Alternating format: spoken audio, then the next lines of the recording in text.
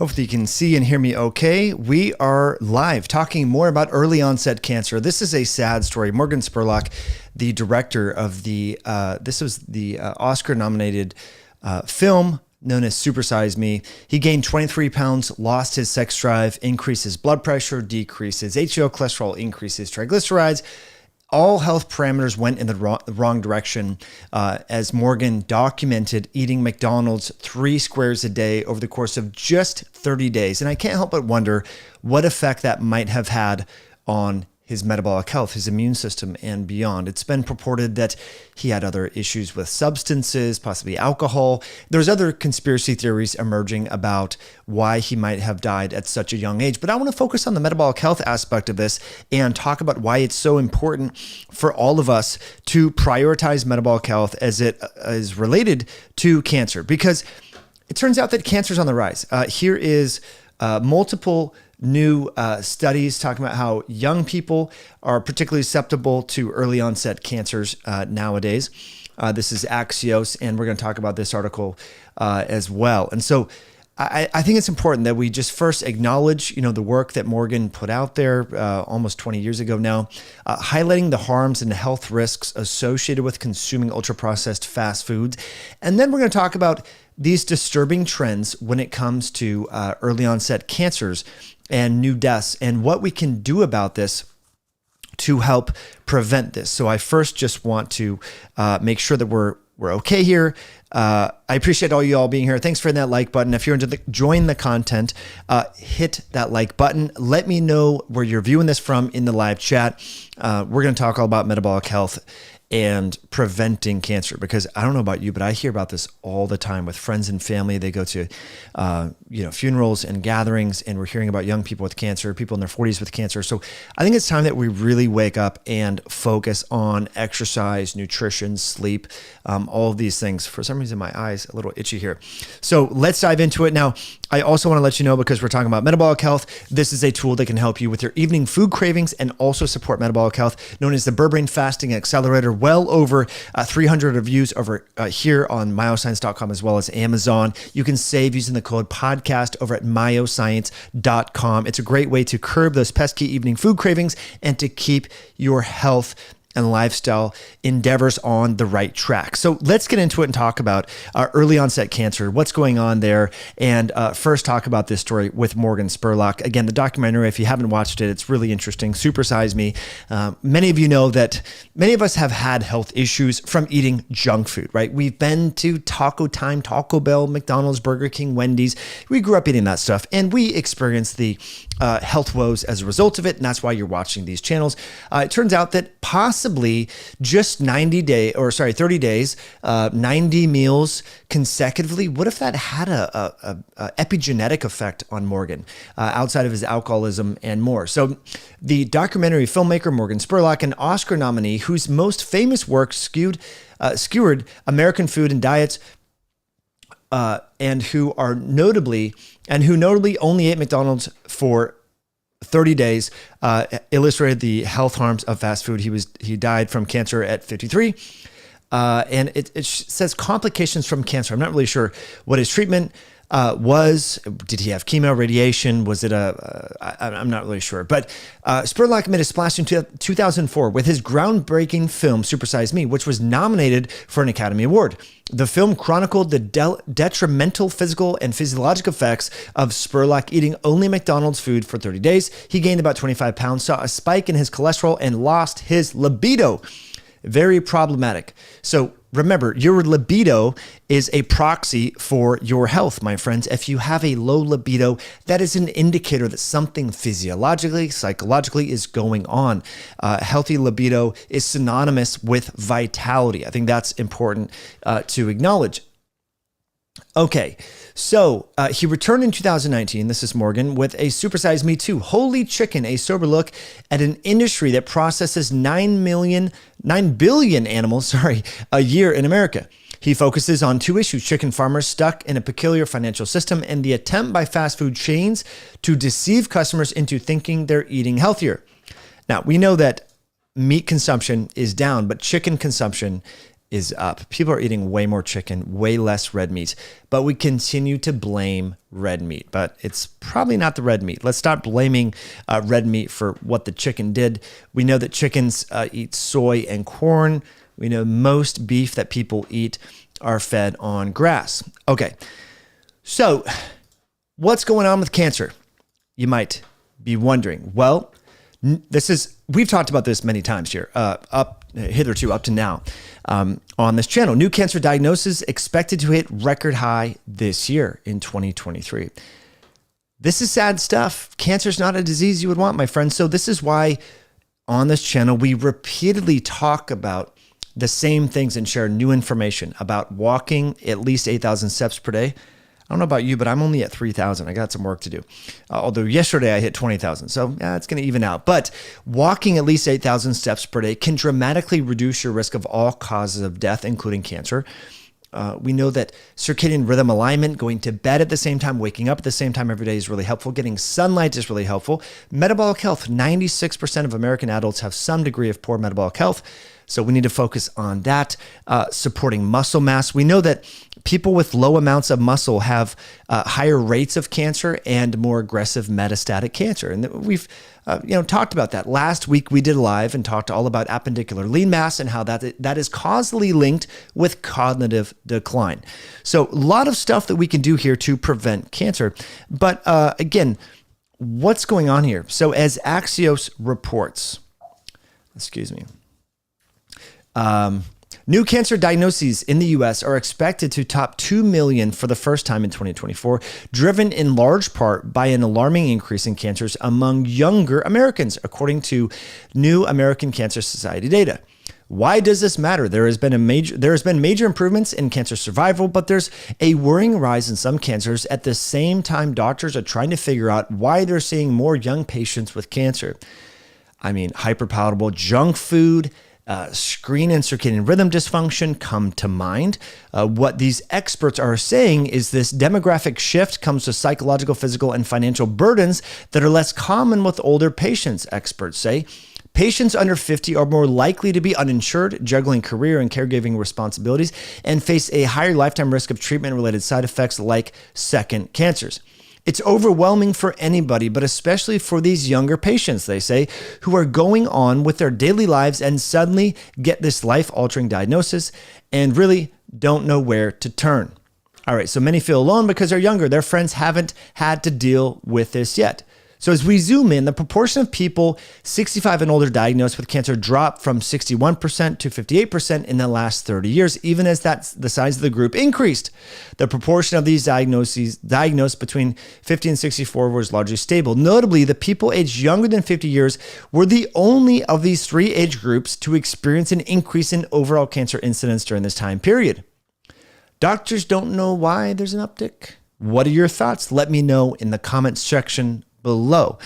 Some of the young people that I see today look older than the people in their mid to late 40s and 50s. So I would love to know what you think. We've talked about biologic aging. We talked about the 7 metabolites that you can find on a blood work cheat sheet that are linked with aging and accelerated aging. Glucose, cholesterol, albumin, creatinine, various other biomarkers. So here's yet another story, and we've talked about this. Cancer on the uptick among younger folks. Projected new cancer diagnoses in 2024 by state. California really hit hard. The East Coast, you see Florida, Texas, states like that. Nearly 148,000 Texans are expected to be diagnosed with cancer this year, according to new American Cancer Society data. That number is up from 2023's 139,000 projected new cases. This is in the state of Texas alone. You have, 10,000, 11,000 more people diagnosed with cancer. The numbers are driven in large part by increasing cancers among younger Americans. Doctors say they're not sure why. What are your thoughts in the comment section below? The big picture is the proportion. Oh, these numbers are actually quite similar. So the bottom line is, I think, metabolic health and lifestyle. These are your best tools to prevent all sorts of chronic diseases, including cancer, especially obesity, type 2 diabetes, high blood pressure, and more. Okay, so just a quick plug. Since we're talking about metabolic health, my friends, check out the novel Berberine Fasting Accelerator to help curb those evening food cravings and support metabolic health. You can save 15% using the code podcast at checkout. I will put the links in the description below. This is a great tool. If you use in the evening, 3 capsules on an empty stomach, it really does help support metabolic health. You can test your ketones after, your blood glucose after, and also your food cravings reliably in a lot of individuals go down. Again, on an empty stomach in the evening time, it can be a helpful tool. So let's get to some live questions. Again, folks, appreciate you all being here. Thank you for your comments, your likes, your shares. I'm going to pop out the chat. Okay. Now, I see a lot of curious comments here, which I'm not going to fully address because of the platform that we are on, but I agree with many of the people commenting. So let's get to some questions. Anything regarding metabolic health is fair game. Swamp Hawk, what's going down? Swamp Hawk is in the house. Okay. Seed oils and carb overload. Yes, I'm with you. I mean, interestingly, various studies find swapping out butter for corn, canola, cottonseed is linked with increased prevalence of cancer. Okay. Is Myoscience available on iHerb? No, not yet, but that's being worked on. So for folks in Asia, I know that's a problem. Okay. Augusto says, doctors aren't sure why. That says a lot about how most MDs have no clue about dietary correlation. Yes. Did you read the book from Dr. Casey Means, Good Energy? No, I haven't yet. All right, good question here from LUL. Says, how many eggs should we be eating a day? I don't know. I mean, that's like saying how many push-ups should you do a day? I mean, it's highly variable. I mean, personally, I have between, I don't know, and this is seasonal. Right now, our backyard chickens are producing a lot of eggs. So I might have 9, 12 eggs a day. Just depends on not every day, but some days it's a lot because it's cheap. Eggs are really affordable, especially if you have your own chickens. And the hens right now are laying a lot of eggs. But in the winter, they don't lay eggs, so I don't eat many eggs. All right. Tyler T says, I love how the MDs are clueless. They are the brightest minds and can't put 2 and 2.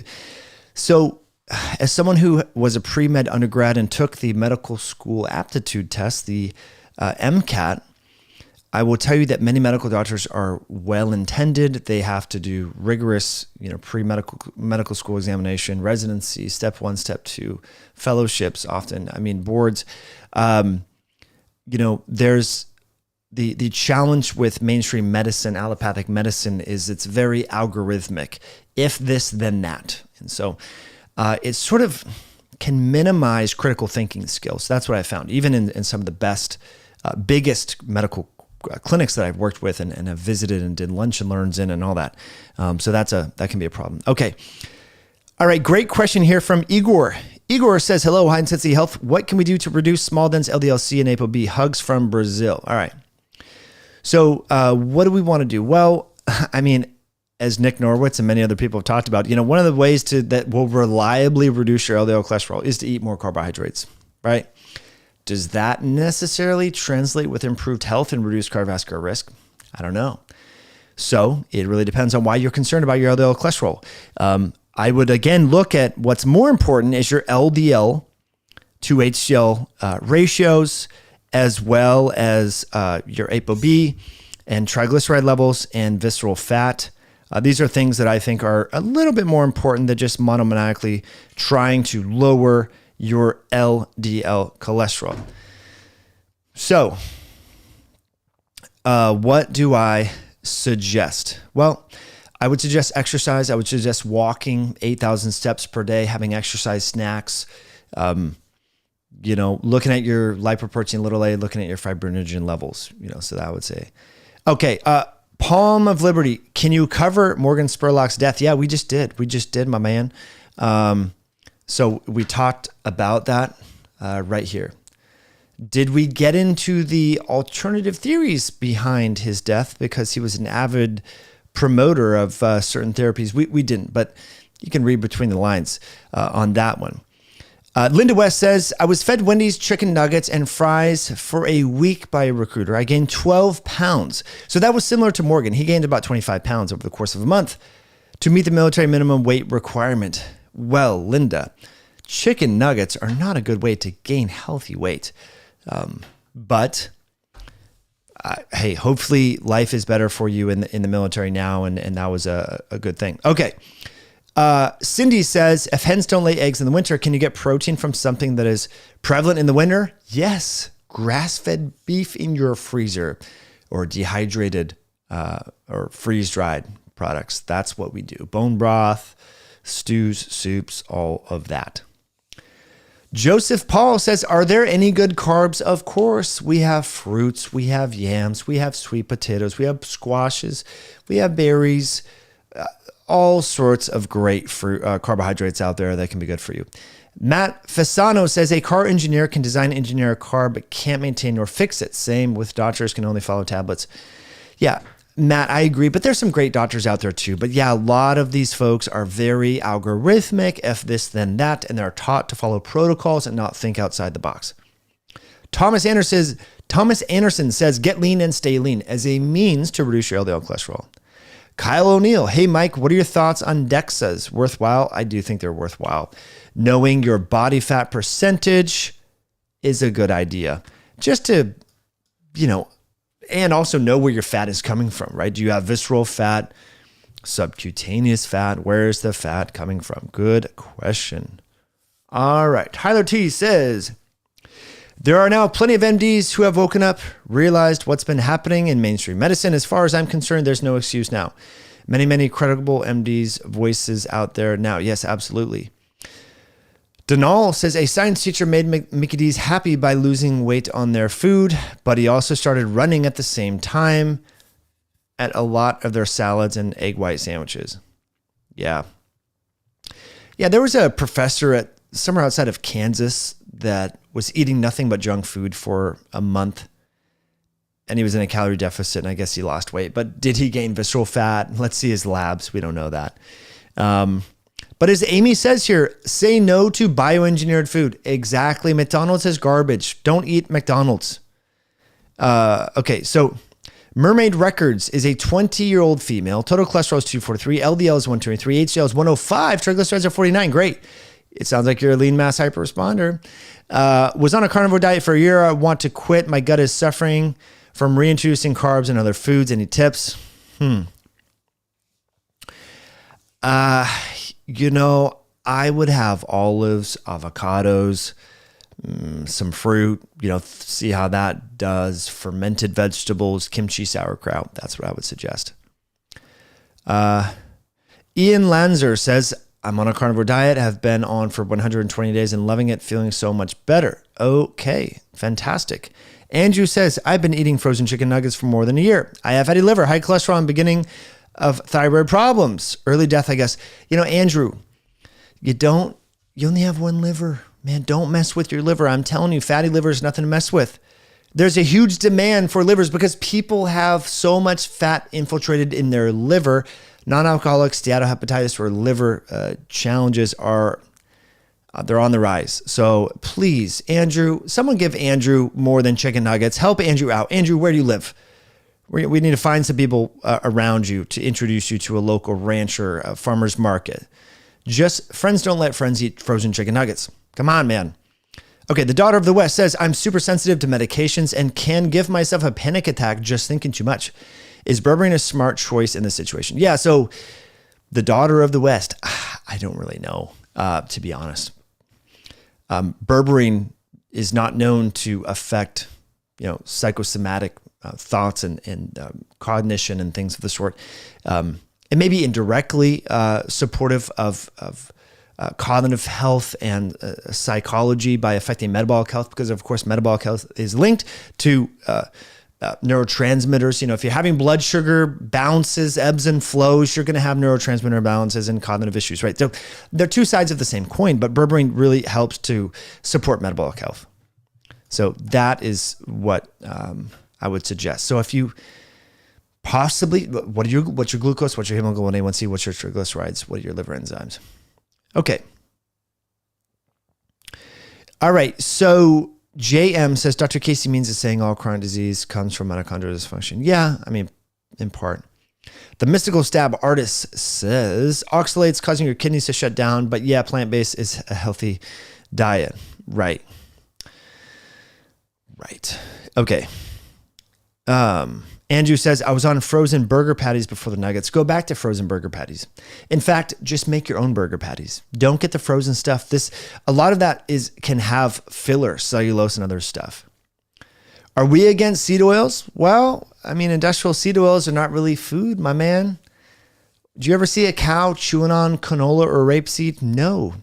This is a byproduct of an engine lubricant that is now, thanks to the uric acid being removed from seed oils, now this is a food, but no animal would ever consume this stuff. You couldn't consume it because seed oils, particularly canola oil, has a toxic acid known as uric acid that needs to be manufactured through industrial processes to remove the toxic fatty acid that will cause your heart to fail. So seed oils are shit, especially canola oil, okay? And we know, of course, soy oil is bad because soy is genetically modified and has all sorts of problems. And yeah, soy should be fermented. And then we know that cottonseed oil, well, cottonseed has a toxin known as glycol. Without removing the glycol, you consume cottonseed, you would die, right? So both of these oils that many people consume are actually very toxic outside of the manufacturing industry that has now been able to remove these toxins. So really, we shouldn't be having these things, guys. That's just the bottom line. I mean, I don't know why this is like controversial. I don't get why we need to still talk about this. Yeah, these oils are not fit for human consumption. Okay, another great question from LUL says, high intensity health, how bad is eating cheap ramen for you? It's garbage. It's trash. The top ramen has MSG and all sorts of crap in it, and it's fried. No, throw it out. If you want to save money, go to a restaurant supply store, get some non-GMO white rice, soak it overnight, put it in the pressure cooker.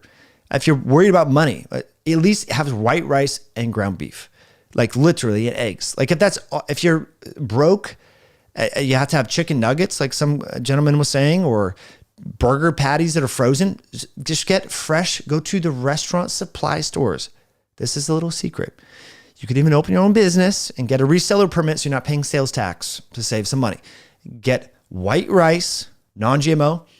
Get ground beef. It doesn't matter if it's grass-fed. And eggs. Just live off that, my friends. You will not have fatty liver disease. You will not have all these conditions, depression, thyroid issues. You will resolve those things if you do that. The way that you make rice less problematic is you just soak it in water overnight. You can check out Sally Follin's book, Nourishing Traditions. She has all sorts of modalities to help reduce or minimize the exposure to oxalates and phytates and anti-nutrients to make grains more palatable. So if you want to eat on a budget healthily, that's what you do. This, by the way, what I feed my dogs. And I have some of the rice too, but anyway. Okay. Question comes in here. Let me read this. Okay. The guy who created this snake diet has gone on a low-fat diet and seems to be at war with the ketogenic diet community now. It's unbelievable. Yeah. So the snake diet guy was funny. He was entertaining, but he kind of came out of nowhere. Did he really know what he's talking about? I don't know. Was he, like I said, he was entertaining, he was funny, he was comedic, he was raw, and that's what got him to become very popular very fast. Does he know what he's talking about? I don't really know. Now, can some people benefit from a low-fat diet? Sure. Most of the studies find that people that go on a low-fat diet, especially women, low-fat diets are not good for women, hands down. But some people may benefit from a low-fat diet transiently. Not everyone needs a high-fat diet. But Cindy says, what about red palm oil? What's the obsession with palm oil? Just have coconut oil. Here's the thing about palm oil. Having spent some time in Indonesia, you know where they get palm trees. I mean, everyone talks about the environment. and stuff. So there's a lot of slash and burn of rainforest and replanting of palm trees, particularly in Indonesia. So just get coconut oil. Coconuts are everywhere in Hawaii and Malaysia. There's not slash and burn practices needed to create the palm. That's what I would suggest. Do I think palm oil is inherently bad? No, but I think honestly, I just wouldn't support slash and burn deforestation to create palm. Just have coconut oil, macadamia oil, or butter. What's wrong with butter or tallow? Make some bone broth, scrape the fat off the top, and cook with that. That's what we do. Easy to do, my friends. Okay, what's the best way to reverse type 2 diabetes? Exercise, and more exercise. Eating less sugar, consuming less processed foods, and prioritizing your sleep. I mean, literally, those are the things. You want to reverse type 2 diabetes, give me a month. Very easy to do. Now, can you also add things into the mix? Myo-inositol, berberine, possibly. Again, we're not talking about diagnosing, treating, curing, or preventing diseases here. These statements have not been approved by the Food and Drug Administration. However, we know that there's certain natural products that are very helpful for supporting metabolic health. Berberine is actually one of them. But exercise is hands down. Type 2 diabetes is a symptom of exercise deficiency, of being sedentary. So, Cole is at war with everything, says Swamp Hawk. Yeah, see, he's kind of a mad dude. Like, literally, that guy's, like, angry. He seems funny, like if you'd want to have a beer with him at a bar and share some stories. Like, hey, how did you get to be so out there? But that's not to be confused with you getting health advice from him, okay? Robert says, back going to college, I had $15 a week to feed me and my kids. Ramen and eggs with cheese twice a day. It didn't kill me. Robert, look, I understand. I've eaten top ramen and fast food in college too. But it's not healthy, man. It's not ideal. It's not ideal. Beans and rice are going to be cheaper than that, and probably cheaper than ramen. But suit yourself. Turbochargers are out of control. Yeah, seed oils are bad. Okay. Another turbo cancer death, possibly. Go on Twitter and type in Morgan Spurlock. All right.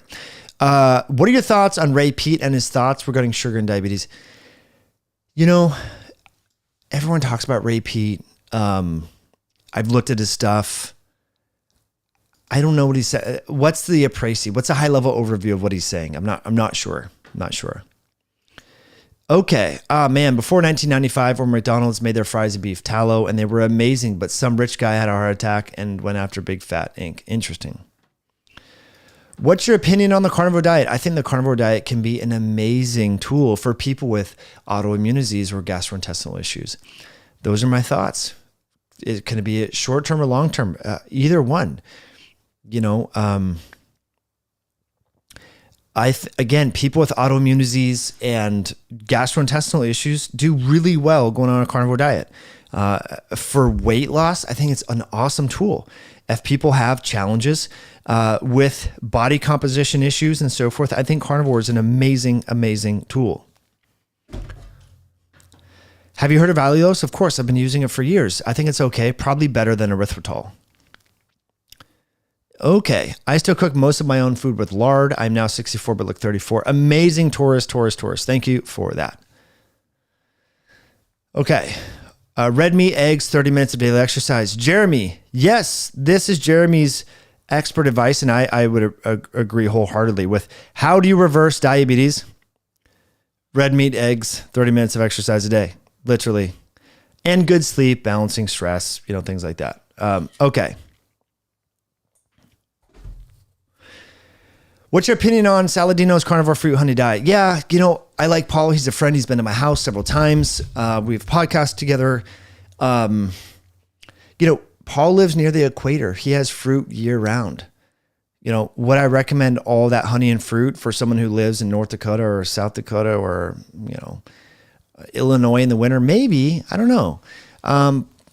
But yeah, I think overall, Paul has some good stuff. So yeah, a mostly carnivore diet. I lean a little bit more towards avocados, olives, fermented veggies and stuff like that. Not a lot of honey, but yeah, I still have honey. Okay. Yeah, so I see 100 push-ups, 100 sit-ups, 10K run. Cool. All right. Morgan Spurlock was a vegan after the movie Supersize Me because of his girlfriend who was helping him in the movie. Interesting. I did not know that. Wow. Okay. Got any tips for lowering uric acid, Mike? Yes. Cut back on carbohydrates and fructose and alcohol. That's what I would suggest. All right. Oliver says, I'm lifting weights and cooking ground beef as I'm listening to this. Amazing. Love it. What are you cooking your ground beef in? And also, what is your cookware? Are you using a stainless steel or cast iron? Hopefully it's not a Teflon pan. Do you use butter? Do you use lard? Let us know, Oliver, and thank you for being here. Okay.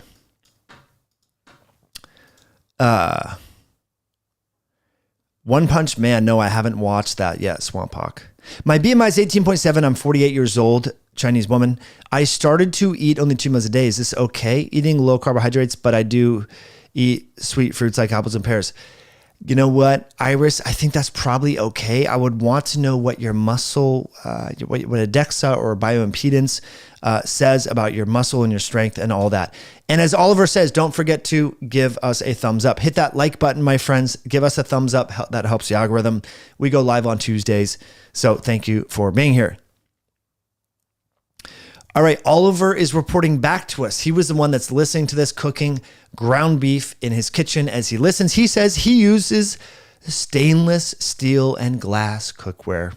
Amazing. So I go to people's houses all the time to eat dinner and hang out with friends and whatever. And you would be surprised at how many people cook on Teflon pans. This stuff is bad. Don't do that, my friends. Invest in some cast iron or some stainless steel pans. All right.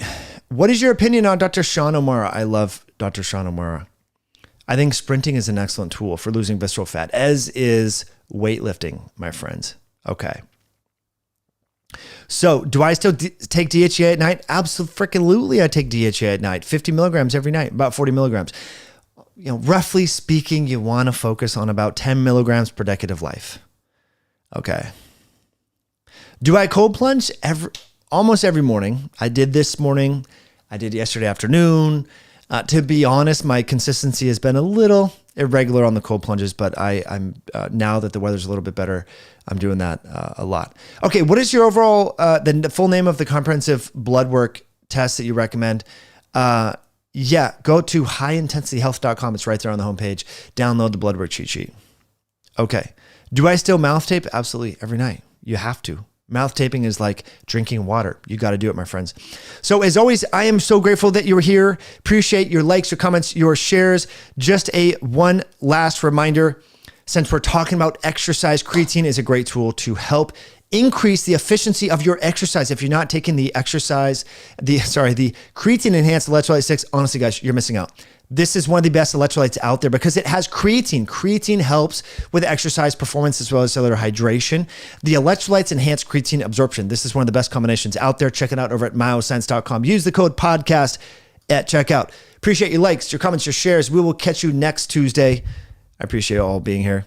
Have an awesome night.